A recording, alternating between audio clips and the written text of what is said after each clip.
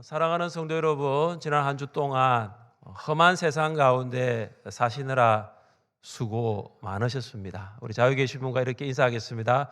수고 많으셨습니다. 수고 많으셨습니다. 여러분 참 요즘 세상 살아간다는 것이 참 쉽지 않습니다. 참 수고가 많습니다. 세상에서 우리 자연인으로 살아간다는 것도 참 어렵습니다. 그런데 이 죄악 많은 세상에서 이 성도로 산다는 것은 더 어렵습니다. 왜냐하면 우리가 사는 세상에는 이 불신자들이 훨씬 더 성도들보다 많기 때문입니다. 사도 베드로는 베드로전서를 통해서 계속해서 이 소아시아에 흩어진 성도들에게 너희들은 불신자와 다르게 살아야 한다는 것을 강조해 왔습니다. 당시 이 소아시아의 전체 인구가 850만 명입니다. 850만 명 중에 성도는 몇 명이었을까요? 8만 명입니다. 그러니까 100명이 있으면 그 중에 한 명이 성도라는 것이죠. 소아시아의 복음화율은 1%입니다. 여러분, 울산의 그리스도인들은 얼마나 될까요? 울산 전체 인구를 한 110만 명으로 보았을 때 울산 복음화율을 7%에서 10% 정도로 이야기를 합니다. 저는 이 통계도 조금 높게 잡았다는 생각을 하곤 합니다. 그래서 혹자는 5%라고 합니다. 5%. 그러니까 100만을 기준을 잡았을 때 울산에서는 한 5만 명 정도가 교회를 나간다 이렇게 보시면 되겠습니다.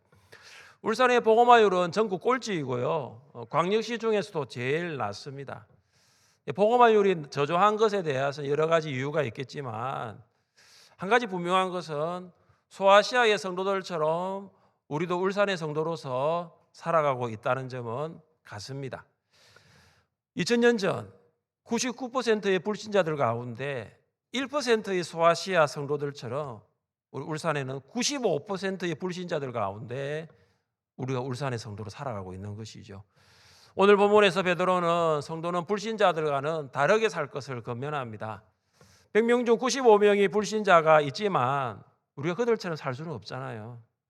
비록 우리 주변에 예수 믿는 성도가 예수 믿지 않는 성도들보다 훨씬 더 적지만 여러분 성도는 불신자와 다르지 않습니까?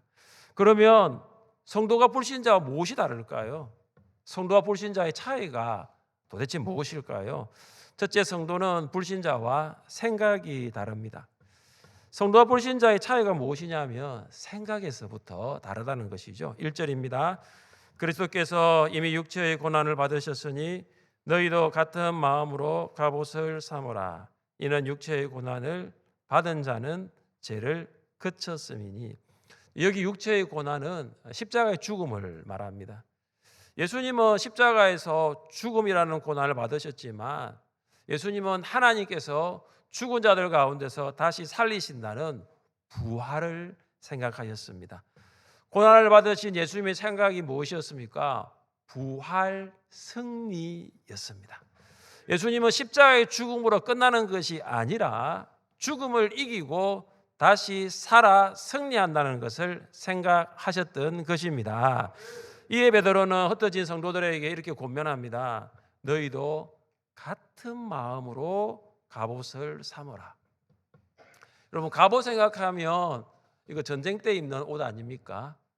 그래서 군대 용어거든요. 갑옷을 삼으라는 것은 갑옷을 입어라, 갑옷으로 무장하라입니다. 영적 전쟁에서 고난이라는 불화살이 날아올 때 그 불화살을 막을 수 있는 것은 뭐죠? 갑옷입니다. 갑옷을 입은 성도는 아무리 고난의 불화살이 날아오더라도 그 고난을 버티고 견디고 고난 가운데 살아 승리하게 될 줄 믿습니다. 자, 그렇다면 베드로는 흩어진 성도들에게 입어야 할 갑옷, 무장해야 할 갑옷이 있다라고 말을 합니다. 그것은 무엇입니까? 같은 마음, 같은 생각입니다.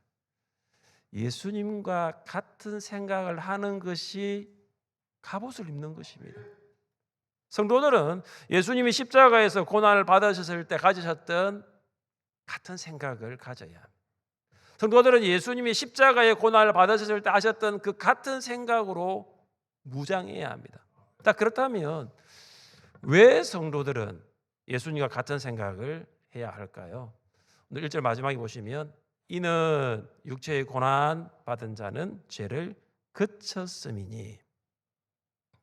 성도들이 예수님과 같은 생각을 해야 하는 이유는 무엇입니까? 죄를 그쳤기 때문입니다. 예수님이 십자가의 고난을 받으신 이유는 성도들과 연결되었던 죄를 단절시키기 위해서입니다. 성도와 하나가 되었던 죄에서 성도가 벗어나게 하기 위함이었습니다. 여러분, 왜 성도들이 고난을 받습니까? 구원받기 전 연결되었던 죄와 단절되고 예수님과 연결되었기 때문입니다. 구원받기 전 깊숙이 빠졌던 죄에서 벗어나 예수님과 연합되었기 때문입니다. 성도들이 만약 소아시아의 사람들처럼 로마 황제를 신으로 숭배하고 우상 앞에 절을 하였다면 그들은 고난을 받지 않았을 것입니다. 그러나 그들이 지금 고난을 받는다는 것은 무엇입니까? 죄로부터 단절되었고 예수님과는 연합되었다는 거예요. 성도에게 있는 고난은 무엇입니까? 내가 예수님과 연합되었다는 증거입니다. 그래서 사도 바울은 로마 교회 성도들에게 이렇게 말을 했습니다. 우리가 알거니와 우리의 옛 사람이 예수와 함께 십자가에 못 박힌 것은 죄의 몸이 죽어 다시는 우리가 죄에게 종노릇 하지 아니하려 함이니 이는 죽은 자가 죄에서 벗어나 어렵다 하심을 얻었음이라. 여러분, 성도는 어떠한 것을 믿습니까? 옛 사람이 예수님과 함께 십자가에 못 박힌 것을 믿습니다. 그래서 성도는 죄에게 종노릇 하지 않아요. 성도는 더 이상 죄의 지배를 받지 않습니다. 성도는 죄에게 끌려다니지 않습니다. 왜냐하면 성도는 죄에서 벗어났기 때문이에요. 예수님과 연합되었습니다. 여러분, 예수님과 연합된 성도, 예수님과 같은 마음으로 갑옷을 입은 성도는 날마다 물어보아야 됩니다. 무엇을 물어봐야 될까요? 바로 이것이죠. 예수님이라면 어떻게 하실까? 이것은 우리의 삶 속에서 성도라면 항상 물어야 할 거예요. 그리고 이 물음에 우리는 대답을 해야 됩니다. 여러분, 이 물음을 한번 해보세요. 한번 따라해 볼까요? 예수님이라면 어떻게 하실까?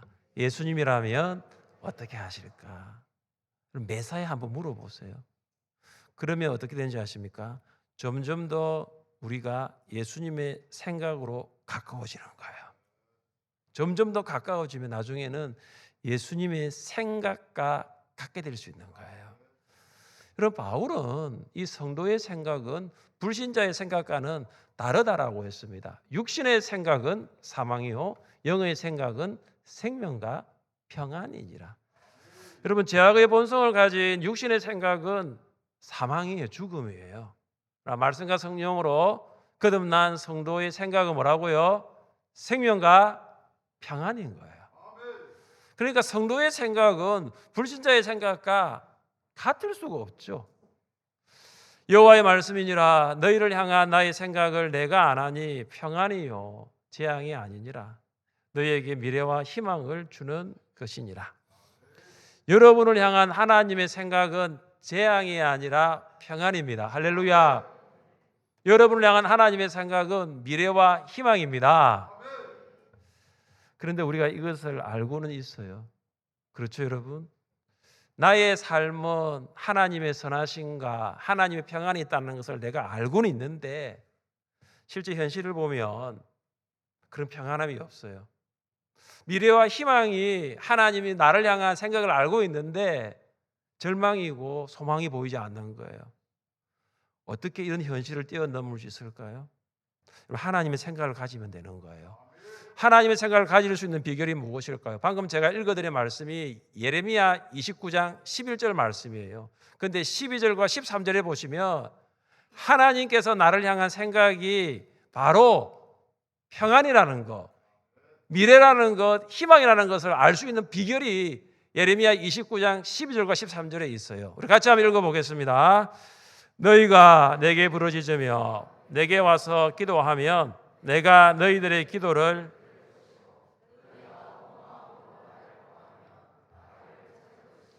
나를 만나리라. 아멘. 여러분, 이 말씀에서 계속 반복되는 게 있어요. 부르짖으라, 기도하라, 구하라라는 거죠. 내가 너희를 향한 생각은 평안이고 내가 너희에게 미래와 희망을 주는 건데 너희가 내 생각을 어떻게 알 수 있느냐? 나에게 와서 부르짖어라. 그리고 나에게 구하라. 그리고 나에게 기도하라라는 거예요. 그러면 하나님의 생각을 알 수 있는 거예요. 부르짖을 때 여러분을 향한 성부 하나님의 생각을 알 수 있어요. 여러분 기도할 때 예수님의 생각과 같은 생각을 할 수 있는 거예요. 온 마음으로 구할 때 여러분을 향한 성령님의 생각을 알 수 있습니다. 할렐루야. 여러분 40일 특별 새벽 기도에 여러분 하셨지 않습니까? 여러분 모두 많은 은혜가 있었지만 어떻던가요? 내가 41일 새벽을 내가 와서 기도를 하면서 점점 더 내 안에 있는 세상적이고 부정적이고 그런 어떤 생각들은 점점 빠져나가고 내 안에 주님이 생각으로 가득 차고 있다는 것을 느끼지 못하셨나요? 여러분 특별 새벽 기도를 마치고 일주일이 지났습니다. 해피 530 새벽 기도를 생각하고 만든 거예요. 여러분 새벽 기도 시간은 530이에요. 그러나 5시가 되었는데 참 많은 성도님들이 앉아서 기도하고 계십니다. 아마 여러분도 그들 중에 한 분일 수도 있어요. 기도를 하고 계시더라고요. 그리고 5시 반이 되니까 사람들이 점점 오세요. 오셔서 기도를 하시는데 그 속에서 하나님이 주시는 은혜가 있어요. 저는 이 새벽 기도가 어떠한 저에게 의미가 있냐면 삼위 하나님의 생각을 알아가는 선물과 같은 시간이 저는 새벽 기도라고 봐요. 왜냐하면 우리가 기도를 하지 않으면 그날 하루는 하나님 생각 안 하거든요. 내 생각이거든요. 내 생각대로 살잖아요. 근데 새벽에 와서 기도하면 아까 제가 말씀드리는 것처럼 예수님이라면 어떻게 하실까? 하나님 제가 오늘 어떻게 살면 좋아요? 하나님 제가 오늘 어떻게 살아가면 좋을까요? 그걸 내가 하나님께 묻거든요. 그래서 새벽 기도는 뭐냐면 삼위 하나님의 생각을 알아가는 선물이다라고 저는 생각해요. 잔잔한 찬양으로 여는 새벽 기도, 특별히 이제 요한복음 말씀이 다 끝났어요. 지금은 구약으로 와서 출애굽기 말씀을 하고 있는데 출애굽기 말씀 속에서 나타나는 하나님의 구원의 은혜, 또 합심 기도, 이 개인 기도를 통해서 우리 이런 생각합니다. 주님, 오늘 주님을 생각하며 살겠습니다. 오늘은 불신자와 다르게 살겠습니다. 오늘은 불신자와 다르게 살 수 있도록 저를 도와주세요. 사랑하는 성도 여러분, 기도하면 삼위 하나님의 생각을 알 수 있어요.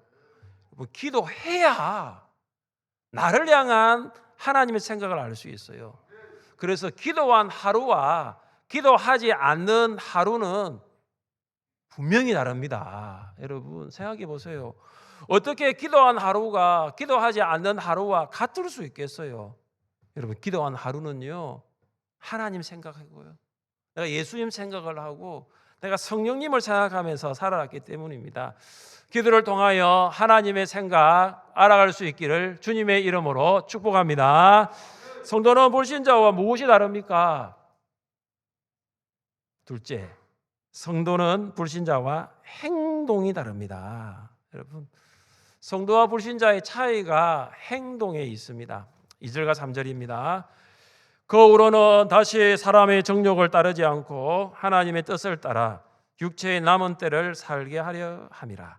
너희가 음란과 정욕과 술 취함과 방탕과 향락과 무법한 우상 숭배를 하여 이방인의 뜻을 따라 행한 것은 지나간 때로 족하도다. 여러분 2절 말씀을 보시면 베드로는 이 땅의 삶을 두 가지로 지금 이야기를 하고 있어요. 하나는 하나님의 뜻을 행하는 삶, 또 하나는 세상 방식을 따라가는 삶입니다. 베드로는 흩어진 성도들에게 다시는 사람의 정욕을 따르지 말라고 권면하고 있습니다. 2절에 다시라는 단어가 있잖아요. 다시. 그러면서 하나님의 뜻을 따라 살라고 하고 있습니다. 하나님의 뜻을 따라 육체의 남은 때를 살라는 거죠. 그러니까 처음부터 하나님의 뜻을 따라 산 것이 아니라는 거예요. 어느 시점에 예수를 만났겠죠. 그래서 다시는 육체의 정욕을 따라 살지 말고 하나님의 뜻을 따라 살라는 거죠.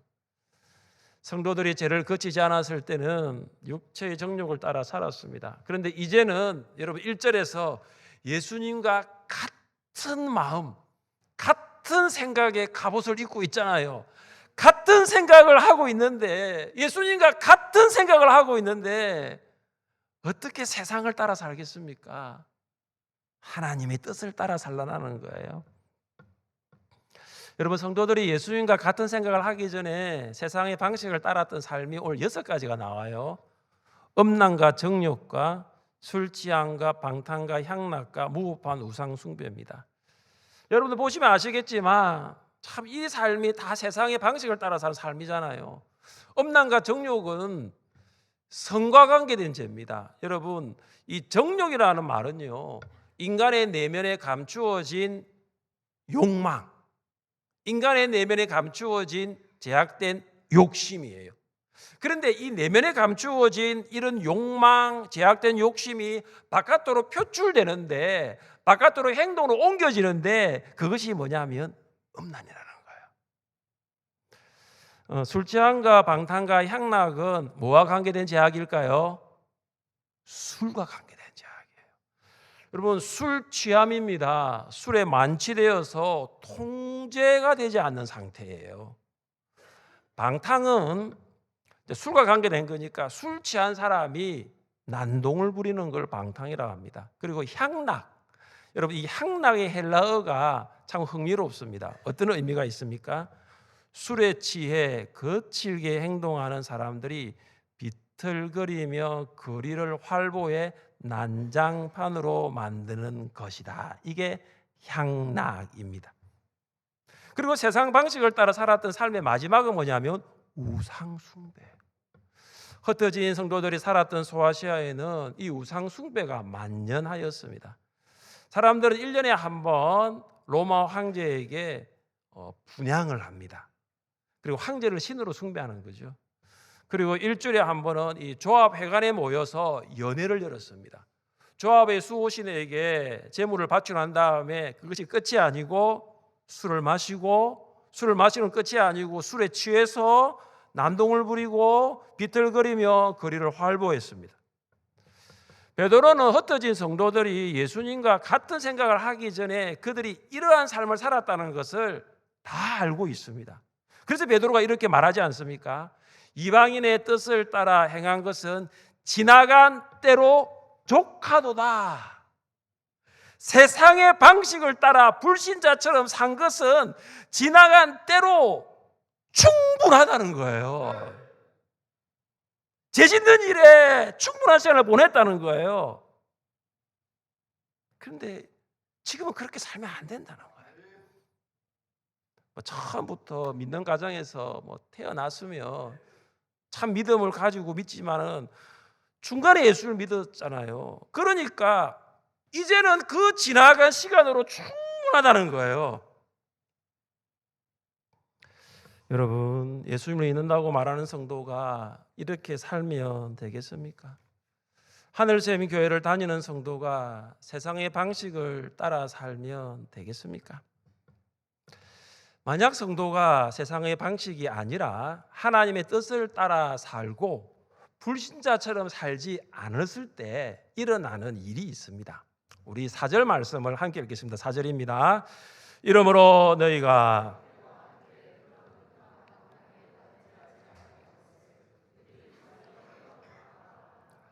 성도들이 더 이상 불신자들과 함께 달렸던, 이게 다름질이죠. 다름질, 달렸다는 거죠. 그래서 극한 방탕의 다름질. 제가 이걸 어떻게 표현할까 하면서 5글자로 줄였어요. 방탕 레이스. 이렇게. 성도들이 불신자들과 함께 이전에는 갔었는데 그 음란의 장소, 방탕의 장소, 우상숭배의 장소에 가지 않습니다. 그러니까 불신자들이 아주 이상하게 생각하는 거예요. 얼마 전까지 우리와 함께 방탕 다름질 레이스를 했는데 이제는 그 레이스에 참여하지 않는 거예요. 사람들이 술을 마실 때 이런 말을 합니다. 한 잔에 한 잔에 한 잔에 갈 때까지 달려보자. 한 잔에 달려 달려 달려 내가 쏜다. 한 잔에. 진짜 한 잔으로 끝나던가요? 갈 때까지 달려보지 않으셨습니까? 그래서 어떻게 되었나요?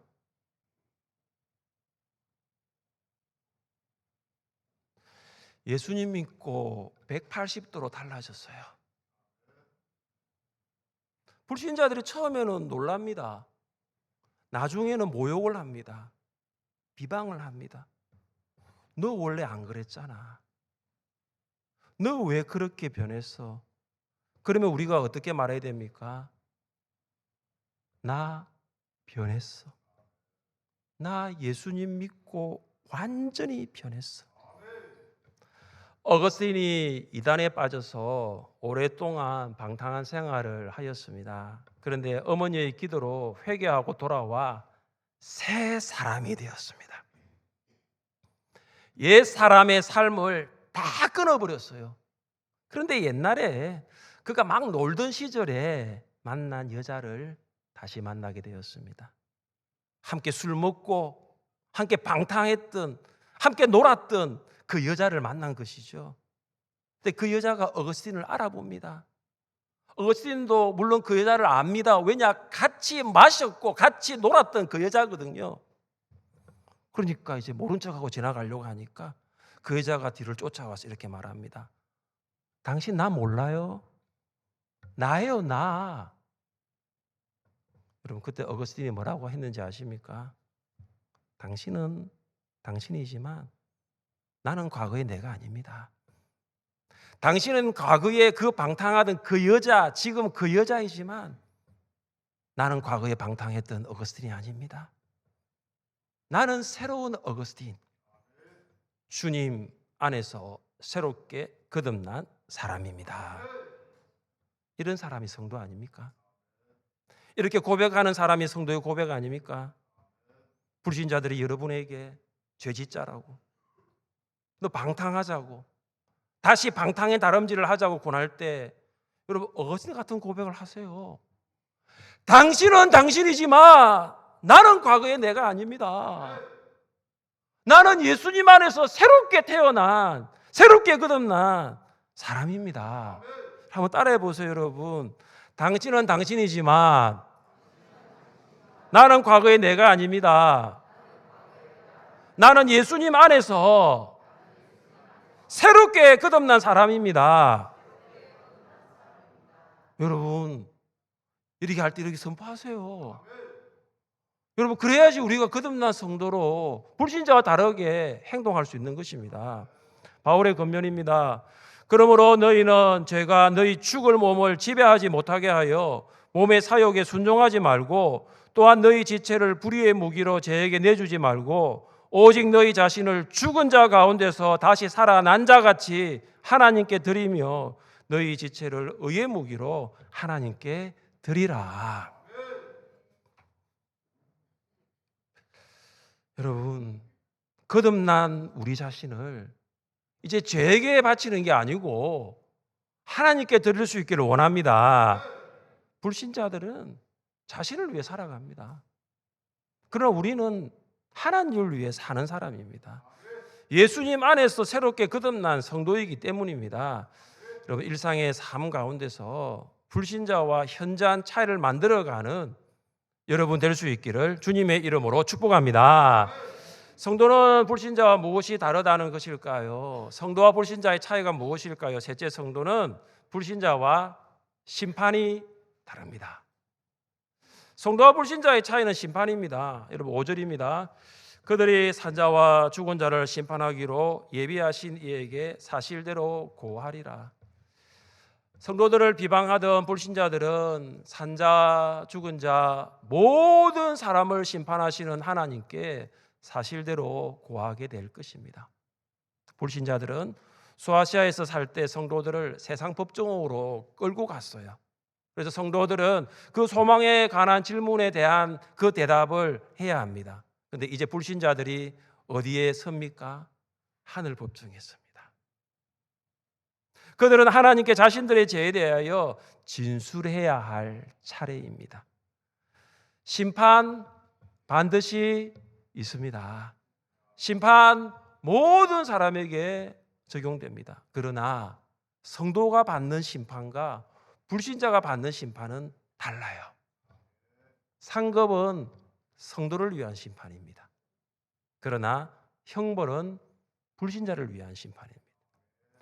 하나님께서 고난에 올 때 예수님과 같은 생각으로 승리하고 세상의 방식으로 살지 않고 하나님의 뜻에 따라 살았던 성도에게는 반드시 상급을 주실 줄 믿습니다. 그러나 하나님께서 하나님의 뜻에 따라 살았던 성도들을 핍박한 불신자들에게는 그 책임을 반드시 물으실 것입니다. 이것이 우리에게 큰 위로와 확신이 될 수 있기를 바랍니다. 그래서 베드로가 말합니다. 6절입니다. 이를 위하여 죽은 자들에게도 복음이 전파되었으니 이는 육체로는 사람으로 심판을 받으나 영으로는 하나님을 따라 살게 하려 함이라. 여러분, 여기 죽은 자들은 베드로가 본서를 쓸 때 그 전에 복음을 듣고 예수를 믿었던 성도들을 가리킵니다. 그들은 육체로는 심판을 받았습니다. 성도들도 모든 사람처럼 육체로는 죽습니다. 그러나 그들의 영은 승리하였고 살아 있습니다. 예수님은 제자들에게 최후 심판에 대해서 말씀하신 적이 있습니다.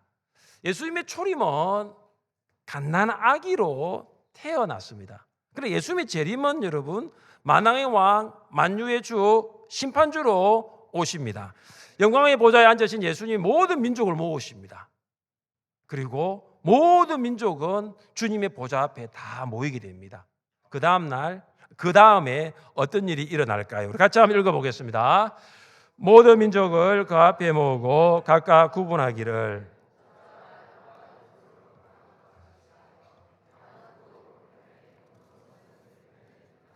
그때 임금이 그 오른편에 있는 자들에게 이르시되 내 아버지께 복받을 자들이여 나와 창세로부터 너희를 위하여 예비된 나라를 상속받으라. 아멘. 여러분, 모든 민족이 예수님 앞에 서게 됩니다.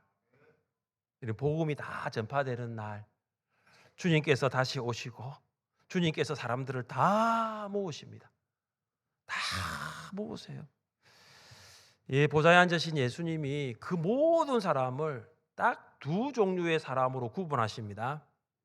남자와 여자가 아니에요. 위정자와 백성도 아닙니다. 부자와 가난자도 아닙니다. 수도권에 사는 사람과 지방에 사는 사람도 아니에요. 문명인과 문명인도 아닙니다. 능력자와 무능력자도 아닙니다. 보좌에 앉으신 예수님이 딱 두 종류의 사람으로 구분하시는데 성도와 불신자예요. 목자가 양과 염소를 구분하는 것처럼 예수님은 성도는 양과 같이 오른편에, 불신자는 염소와 같이 왼편에 두십니다. 여러분은 어느 편에 설 수 있겠습니까? 오른편입니까? 왼편입니까? 하늘샘의 모든 성도는 양과 같이 오른편에 설 수 있기를 간절히 바랍니다. 그리하여 예수님이 선악간에 심판하실 때 칭찬 듣고 상급 받을 수 있기를 원합니다. 사랑하는 성도 여러분, 우리 다시 세상 속으로 들어갑니다. 불신자들과 다른 생각을 하십시오. 여러분 지금 어떤 생각하고 있습니까? 요즘 어떤 생각하며 살아가고 있습니까? 삼위 하나님을 생각하십시오. 성부 하나님, 성자 하나님, 성령 하나님, 삼위 하나님께서 여러분의 생각을 주장하여 주시기를 원합니다. 불신자들과 좀 다르게 행동하십시오. 사람의 정욕, 세상의 방식을 따르지 마시고 하나님의 뜻을 따라 살아갈 수 있기를 바랍니다. 그리고 장차 예수님 앞에 심판받을 때에 칭찬 듣고 상급 받으시기를 주님의 이름으로 축복합니다. 시간 차례 일어나셔서 함께 찬양합시다.